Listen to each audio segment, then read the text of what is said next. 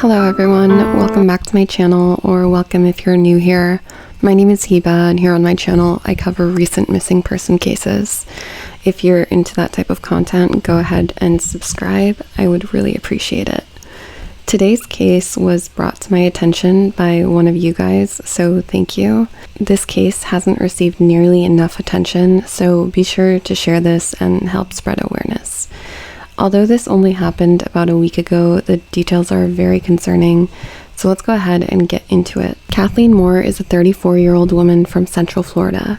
She was last seen at around 1 a.m. on Monday, November 29th in Newport Richey. That Sunday, Kathleen spent the majority of the day with friends. They barbecued, went to a beach bar, and just enjoyed each other's company. At around 11:30 p.m., Kathleen was picked up by her on-again, off-again boyfriend, Collin Knapp. It's not totally clear what the nature of their relationship is, but it definitely wasn't something that was stable or serious. According to Nikki, Kathleen said that she was going to spend the night at Collin's home, which is in Newport Richey, about 40 minutes away, and that she would be back to pick up her car in the morning. She also had work and school the following day. However, Kathleen never showed up the next morning. When Nikki tried to call her, the phone went straight to voicemail. Understandably concerned, Nikki decided to report her as missing. Not long after, Kathleen's phone was discovered, not by authorities or by family and friends, but by a homeless man. He found the phone in or nearby a dumpster by a Walgreens not far from Collin's home. I appreciate you so much turning her phone in. Her cell phone was later found in a dumpster in Newport Richey by this man who says he's homeless. That's a scary discovery, which just leads to more questions. Obviously, the first place or person to ask where Kathleen is would be Collin, who is the last person known to be with her. The story he gives is questionable, to say the least. According to Collin, the two got into an argument that night, and Kathleen decided to leave in an Uber.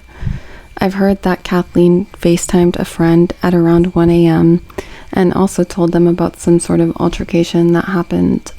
As far as I know, Collin doesn't provide any other details as to what happened or information about who picked her up or what kind of car they drove. And clarified it further, and she said, I need people to realize that he didn't say she got into an Uber. I was in contact with Collin on Monday. As soon as I found out she was with an ex on Sunday night, I reached out to him for answers. He got back to me, and he told me that she got into a car with a random guy. He told me that it was a random dude, but he was bad with names, so he didn't know who it was that picked her up. When I asked him again, he told me, yeah, some random guy or Uber picked her up. But I don't know, she was drunk and wanted to leave. If we want to believe that Kathleen did order an Uber, why would her phone be found in a dumpster? I don't think that she would have left it, especially since she called her friends at around 1 a.m. Did the Uber driver do something and trash her phone? It's possible, but in my opinion, that isn't very likely, and it would be easy to rule out.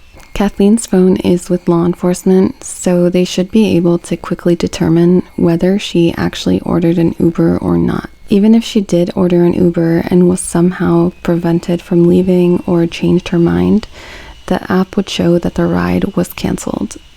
In my opinion, it's much more likely that Kathleen never left Collin's or that something happened following their argument. I say this because he was the last person with her and because he has a history of convictions relating to DV and substances. Collin does have a roommate. I wonder if he was home that night and potentially heard or witnessed something.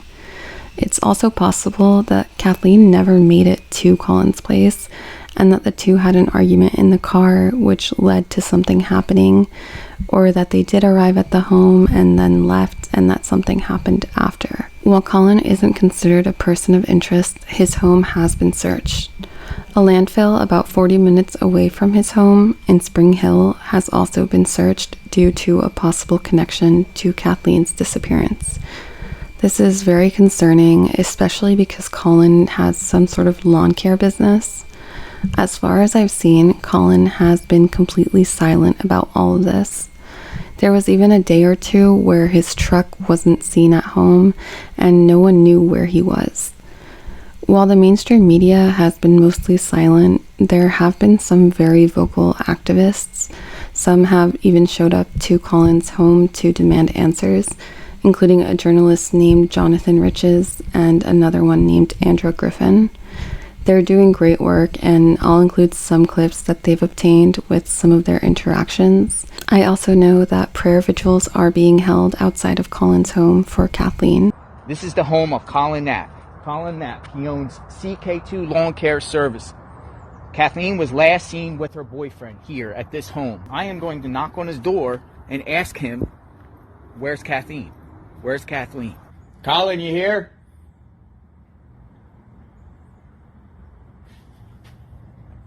Where's Kathleen, Collin? What happened to Kathleen? Let's help find Kathleen. Where's your girlfriend, Kathleen? Where's Kathleen, Collin? We'll be out here protesting. We're bringing people with us. We want to know where Kathleen is. We do have a right to be here. So I'm asking. You guys know something. Call them. Public street. We want them. Call them. Yeah. There's nothing they can do. Thank you. We know the law. You don't worry about a woman being just gone. You're right. She's. As you can see in these videos, some of the neighbors are not happy. While that's understandable, a beautiful young woman is missing. She has a child and family and friends that love her and care about her, and that's more important right now. Also, I want to mention that I've seen some criticism of Kathleen's family and of their relationship with her, almost as if people are blaming them. That's not okay, and people shouldn't be reaching out to the family at all with anything but help and compassion. Kathleen Moore is 5'7" and weighs 180 pounds. She has black hair and brown eyes. She was last seen wearing a long black shirt, black jeans, and black shoes.